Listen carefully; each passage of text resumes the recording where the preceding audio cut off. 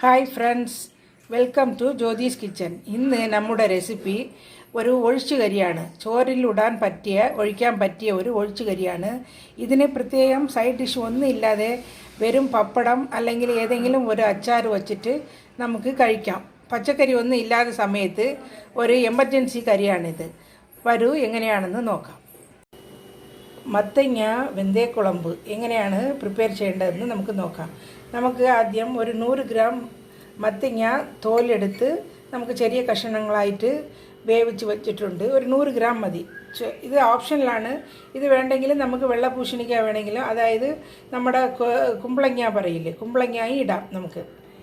ഇത് പിന്നെ വേണ്ടത് ഒരു സവാള ചെറുതായിട്ട് നറുക്കി വെച്ചിട്ടുണ്ട്, ഒരു തക്കാളി ചെറുതായിട്ട് നറുക്കി വെച്ചിട്ടുണ്ട്, ഒരു പച്ചമുളക് കഷ്ണങ്ങളാക്കി വെച്ചിട്ടുണ്ട്, താളിക്കാനായിട്ട് 3 വറ്റൽമുളക് എടുത്തിട്ടുണ്ട്. പിന്നെ വേണ്ടത് ഒരു 4 ടേബിൾ സ്പൂൺ ഗ്രേറ്റഡ് കോക്കനട്ട് എടുത്തിട്ടുണ്ട്. ഇത് നമ്മൾ വീട്ടിൽ പൊടിച്ച സാമ്പാർ പൊടിയാണ്. അന്ന് സാമ്പാർ പൊടിക്കുമ്പോൾ ഞാൻ പറഞ്ഞിരുന്നു ഇത് വേറെയും പല കറികൾക്ക് നമുക്ക് യൂസ് ചെയ്യാമെന്ന്. അതിൽ ഒരു കറിയാണ് ഇത് ഞാൻ ഇന്ന് പ്രസൻറ്റ് ചെയ്യാൻ പോണത്. ഇത് നമുക്ക് ഒരു 1.5 ടീസ്പൂൺ മതി. പിന്നെ ഒരു ചെറിയ നെല്ലിക്കയുടെ അത്രയും പുളി കുതിരാനിട്ടിട്ടുണ്ട്. മഞ്ഞൾപ്പൊടി, കായപ്പൊടി, ഉലുവപ്പൊടി. ഉലുവ ലാസ്റ്റിലിടണം നമുക്ക്. ആദ്യം നമുക്ക് പൂസണിക്ക വേവിച്ച് വെച്ചിട്ടുണ്ട്. ഇത് പൂസണിക്ക മത്തങ്ങ മഞ്ഞ പൂസണിക്ക എന്ന് പറയും. വേവിച്ച് വെച്ചിട്ടുണ്ട്. ഇനി നമുക്ക് പേസ്റ്റ് ഉണ്ടാക്കാം. ഒരു 4 ടേബിൾ സ്പൂൺ തേങ്ങ ചിരണ്ടിയതിൽ നമുക്ക് ഈ പൊടി ഐറ്റംസൊക്കെ ചേർത്തിട്ട് അരച്ചെടുക്കാം. മിക്സി ജാറിൽ 4 ടേബിൾ സ്പൂൺ ഗ്രേറ്റഡ് കോക്കനട്ടും വീട്ടിൽ പൊടിച്ച സാമ്പാർ പൊടി 1.5 ടീസ്പൂൺ, 1/2 ടീസ്പൂൺ മഞ്ഞൾപ്പൊടി, 1/4 ടീസ്പൂൺ കായപ്പൊടി എല്ലാം ഇട്ടിട്ടുണ്ട്. ഇത് നമുക്ക് ഇനി പേസ്റ്റാക്കി എടുക്കാം.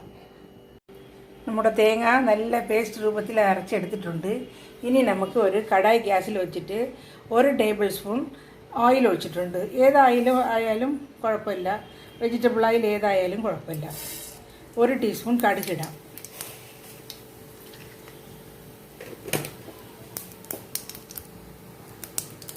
കടുകിട്ടിട്ട് വറ്റൽമുളക് 3 വറ്റൽമുളക് രണ്ടായിട്ട് കിള്ളിയതും ഈ നറുക്കി വെച്ച തക്കാളി, പച്ചമുളക്,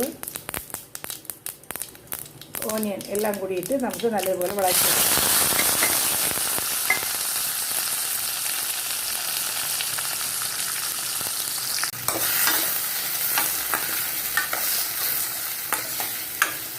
ഇത് ശകലം ഉപ്പ് കൂടിയിട്ട് വഴറ്റാം.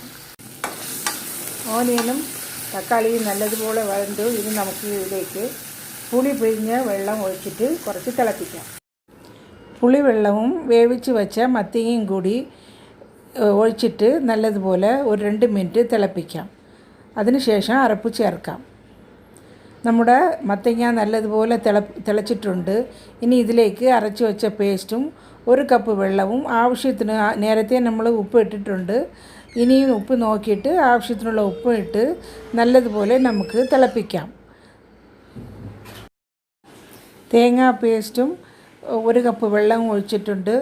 നല്ലതുപോലെ മിക്സ് ചെയ്തിട്ട് ഇങ്ങനെ നിറ കൂടി വരുമ്പം നമുക്ക് ഉലുവപ്പൊടി ഇടാം. ഇതിലേക്ക് നമുക്ക് ഇപ്പോൾ ഞാൻ മത്തങ്ങയാണ് ഇട്ടത്.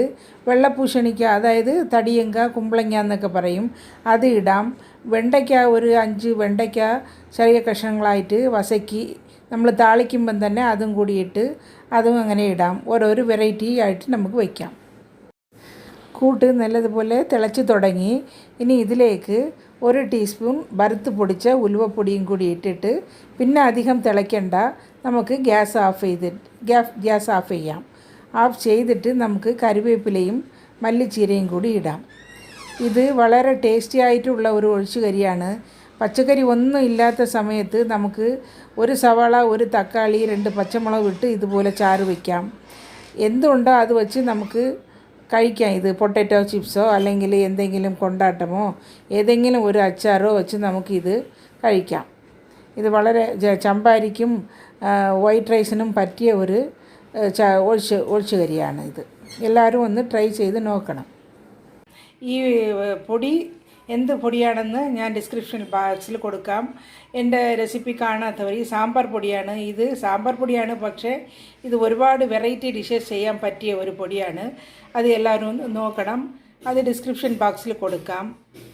ഇനി നമുക്ക് വിളമ്പാം.